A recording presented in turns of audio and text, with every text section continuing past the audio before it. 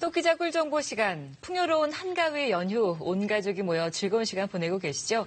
기름진 명절 음식에 움직임 없이 있다 보니 연휴 내내 속이 더부룩하다 하시는 분들도 계실 텐데요. 네, 이럴 때는 선선한 바람 맞으면서 가족들과 산책을 하면 참 좋을 텐데.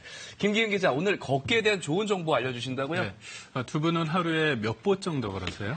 기본 7, 8천 보? 많이 네. 걸으면 10,000보 이상 걷기도 하고요. 저도 1시간 정도는 뛰거나 걷거나 하거든요. 네, 두 분 다 아주 훌륭한데요. 네. 저도 집이 먼데다 대중교통을 이용하니까 하루에 10,000보 정도는 걷게 되는데요. 이렇게 요즘 걷는 분들이 주위에 참 많습니다. 날도 너무 좋아서 이제 꼭 나가야만 할 것 같은데요. 그런데 어떤 기준으로 신발을 고르고 어떻게 걷는지를 물어보면 의외로 대답이 단순했습니다. 그래서 준비했는데요. 내 발 건강을 좌우하는 신발 제대로 고르는 법에서 내 걸음걸이 보정법까지 지금부터 공개합니다. 바람도 선선한 이맘때 운동 삼아 산책 삼아 동네 한 바퀴 걸어볼까 하는 분들 많으시죠? 사람들만큼 걷는 모습도 천차만별입니다. 신발도 마찬가지인데요. 모양과 디자인 개성 넘치는데요. 걸을 땐 어떤 신발을 선택하나요? 신발을 고를 때 발이 편한 게 제일 중요하다고 생각을 해서 조금 너무 낮은 신발보다는 구두 있는 신발을 조금 선호하는 편입니다. 올바르게 걷기 위해선 신발과 자세가 매우 중요합니다. 그래야 운동 효과도 볼 수 있고 건강도 지킬 수 있는데요. 더욱 안전하고 건강하게 걷는 방법 알아봅니다. 먼저 걷기에 필수인 신발입니다. 신발의 종류에 따라 우리 발에 미치는 영향을 실험해 보기로 했는데요. 여성분들이 많이 신는 신발이죠. 구두와 밑이 평평한 플랫슈즈, 그리고 일반적인 워킹화입니다. 우선 구두부터 신어볼까요? 걷는 모습만 보면 일반적인 걷기와 크게 다를 것 없어 보입니다. 과연 우리 발은 어떨까요? 걸을 때마다 발에 가해지는 압력을 이미지화한 겁니다. 발 앞쪽이 빨간색을 띠죠. 그 부분이 과도하게 압력을 받고 있다는 겁니다. 때문에 낮은 굽이라도 구두를 신고 걸으면 발가락 손상의 원인이 될 수 있는데요. 이번엔 밑이 평평한 플랫 슈즈를 신어봅니다. 구두를 신었을 때보다는 한결 편해 보이는 걸음걸이인데요. 결과도 그럴까요? 예상외로 발 뒤꿈치의 빨간 부분 압력이 가해지는 게 보입니다.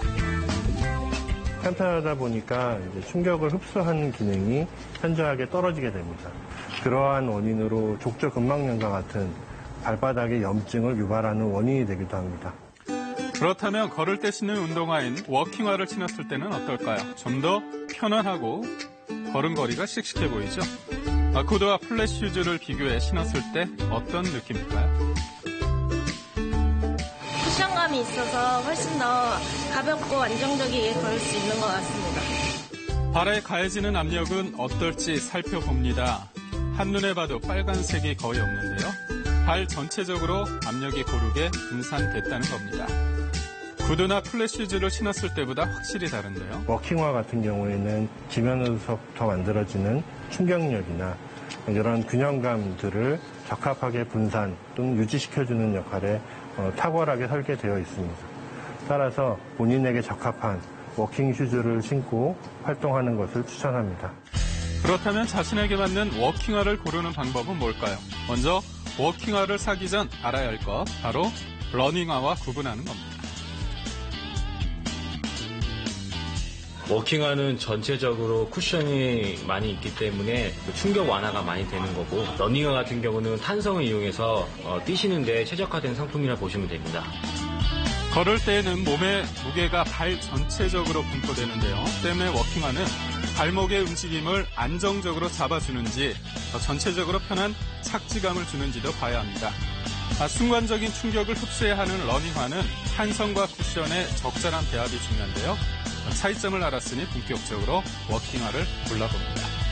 우선 손으로 들었을 때 묵직하다는 느낌보다는 가볍다는 느낌을 받아야 하고요. 앞코가 부드럽게 접히는 유연성을 가진 게 좋습니다.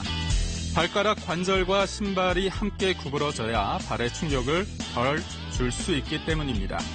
또한 자신의 발 치수보다 손가락 한 개가 들어갈 정도로 여유 있는 것을 골라야 발에 가해지는 압력을 최소화할 수 있는데요.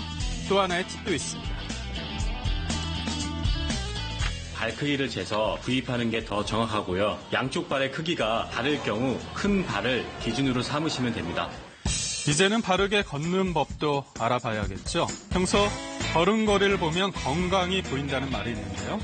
제 걸음걸이 때문인지 발이 많이 아프고 저릿저릿한 느낌이 있어서 많이 불편하긴 하더라고요.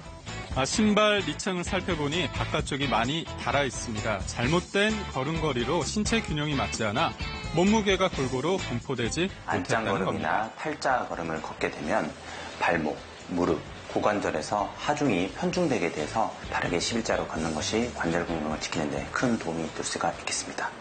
발과 관절 건강 지키기 위해 제대로 걷는 방법 전문가를 통해 알아보는데요. 복숭아뼈와 골반, 귀와 어깨가 일직선이 되게 하신 상태에서 시선은 전방 15m 정도 앞에 두신 채 배에 힘을 주고 등을 곧게 핀 다음에 걷는 것이 좋습니다. 그리고 마지막으로 두 발은 11자를 유지해서 다리가 휘지 않도록 하는 것이 제일 중요합니다. 보폭은 자신의 키에서 100cm를 뺀 정도가 적당하고요. 속도는 성인의 평균 걷기 속도인 시속 4km보다 조금 빠른 5에서 6km를 유지하면 운동 효과를 좀 더 볼 수 있습니다. 자신의 걸음 습관을 알고 싶다면 어플리케이션과 연동이 가능한 워킹화를 활용하는 방법도 있는데요. 얼핏 보기에는 일반 워킹화 같지만 신발에 동그란 칩이 달려 있습니다.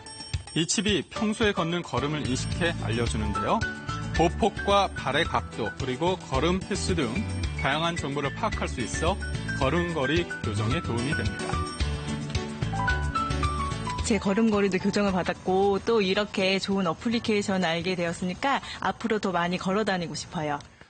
자신에게 잘 맞는 신발 신고 바르게 걷는 법 익혀 더 즐겁고 건강하게 제대로 걸어보는 건 어떨까요?